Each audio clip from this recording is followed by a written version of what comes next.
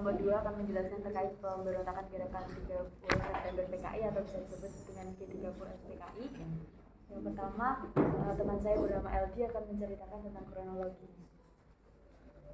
Kronologi 30 SPKI merupakan perluasan ideologi komunis pada zaman dahulu dilakukan oleh PKI yang menimbulkan kecurigaan dari kelompok anti komunis.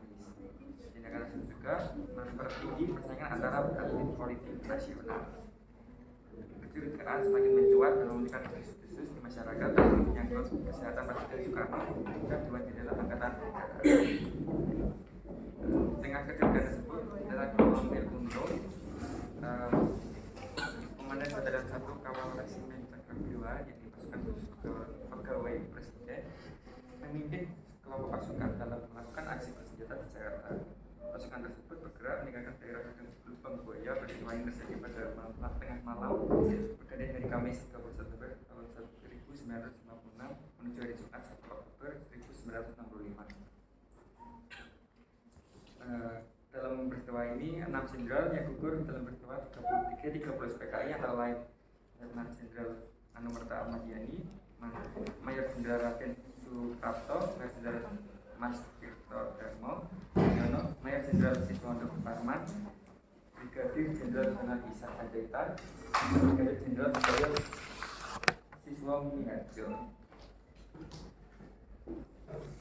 Lalu salah satu jenderal yang berhasil selamat dari serangan PKI adalah Ahmad Sisya, namun ternyata ini maksudnya tidak bisa diselamatkan. Sementara itu ketika PKI dipimpin oleh Mayor Yono menjadikan kemudian TNI akan darat dengan Katamso dan Dinas Kolonel Sugiono.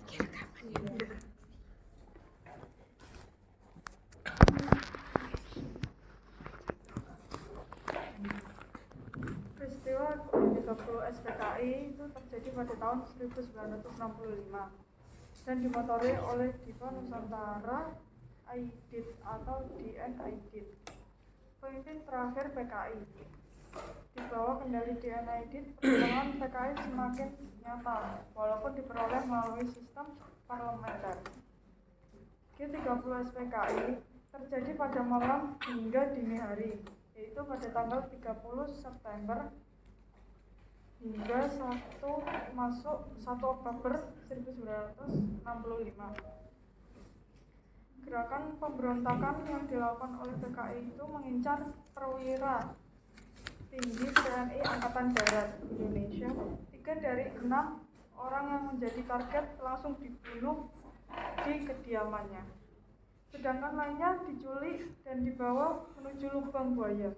6 perwira tinggi yang menjadi korban G30 SPKI itu antara lain Letnan Jenderal Anumerta Ahmad Yani, Mayor Jenderal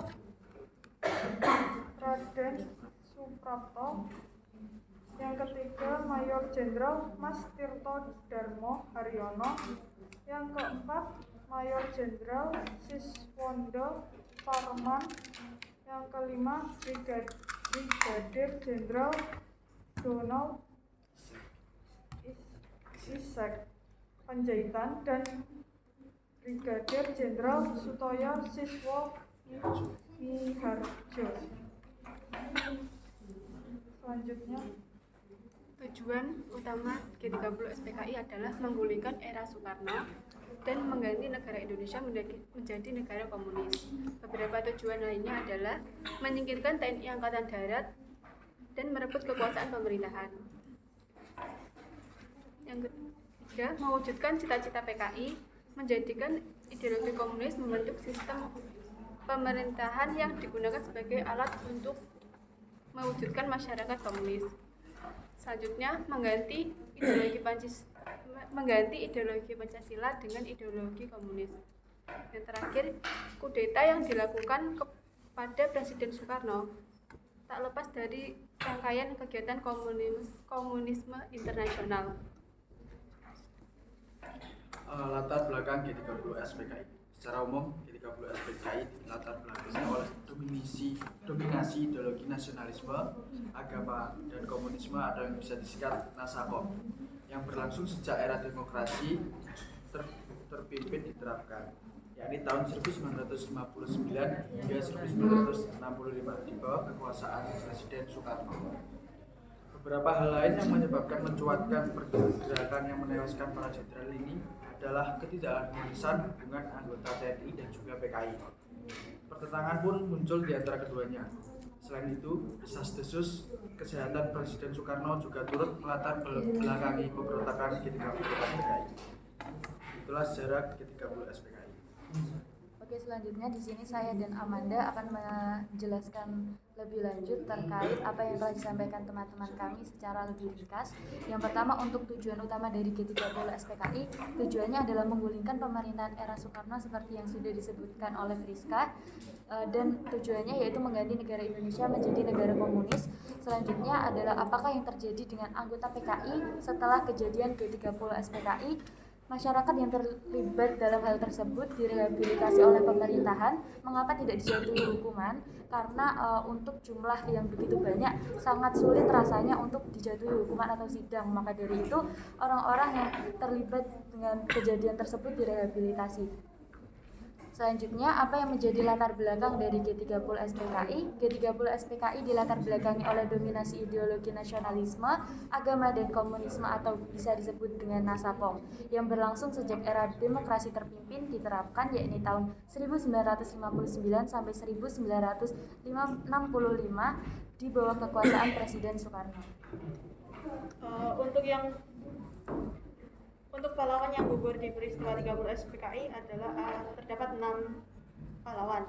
Antara lain adalah Letnan Jenderal Anumerta Ahmad Yani, Mayor Jenderal Raden Suprapto, Mayor Jenderal Mas Tirto Darmo Haryono, Mayor Jenderal Siswondo Parman, Brigadir Jenderal Donald Isep Panjaitan, dan Brigadir Jenderal Sutoyo Siswo Miharjo. Peristiwa G30 SKI terjadi pada dini hari. Peristiwa tersebut tepat terjadi pada tanggal 30 September yang akan masuk ke tanggal 1 Oktober pada tahun 1965. Gerakan pemberontakan tersebut dilakukan oleh PKI yang mengincar perwira tinggi TNI Angkatan Darat Indonesia.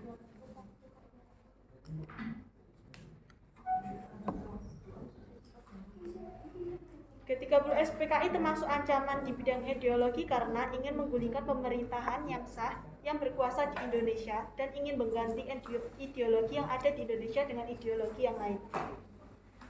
Peristiwa G30 SPKI terjadi di Lubang Buaya, Cametuk, dilansir dari RRI. Tidak hanya di Jakarta, Lubang Buaya juga ada di Desa Cametuk, Celuring, Banyuwangi. Di sana terdapat 3 lubang yang terbentuk persegi yang dulu menjadi tempat pembuangan para korban yang usai dibantai pada 30 September 1965. Selanjutnya adalah bagaimana tanggapan TNI terhadap PKI yang ingin dibentuknya Angkatan Kelima. Nah, secara tegas Angkatan Darat menolak mengenai usulan pembentukan Angkatan Kelima. Menurut Menteri Panglima Angkatan Darat, yakni Letnan Jenderal Ahmad Yani, pembentukan Angkatan Kelima tidak efektif dan tidak efisien, serta merugikan revolusi Indonesia.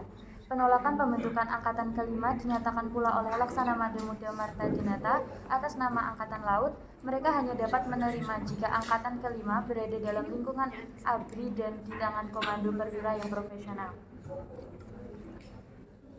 Selanjutnya, bagaimana kalau PKI berhasil melaksanakan gerakan G30 SPKI?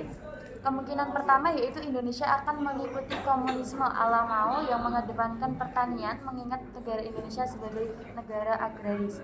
Indonesia bisa menjadi negara tertutup layaknya Korea Utara. Monumen-monumen dan pamflet propaganda akan mengisi pemandangan kota Jakarta. Selanjutnya, bagaimana kronologi eksekusi mati DN Aidit? Pada pagi buta, Yasir pergi dengan membawa Aidit meninggalkan Solo, memasuki Boyolali. Yasir membelokkan mobilnya menuju ke markas Batalion 444. Di sana ia menanyakan pada Mayor Trisno, komandan batalion, apakah ada sumur di tempat itu. Sang komandan menunjuk sebuah sumur tua di belakang markas. Yasir kemudian membawa Aidit ke sana. Di depan sumur, Yasir mempersilahkan tahanannya untuk mengucapkan pesan terakhir. Namun waktu itu justru Aidit mengumandangkan pidato dengan berapi-api. Mendengar pidato itu, Kolonel Yasir dan para anak buahnya naik hitam. Dia langsung menembak Aidit dengan peluru hingga dadanya berlubang. Jenazahnya langsung tersungkur dan masuk ke dalam sumur. Bagaimana sih dampak G30 SPKI bagi rakyat Indonesia?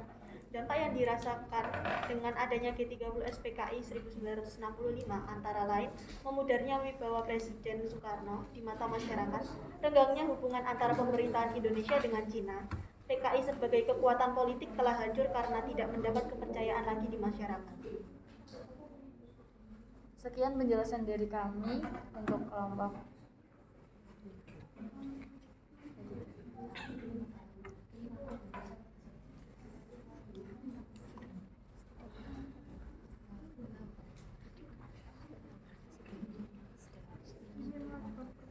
Ya, ada pertanyaan?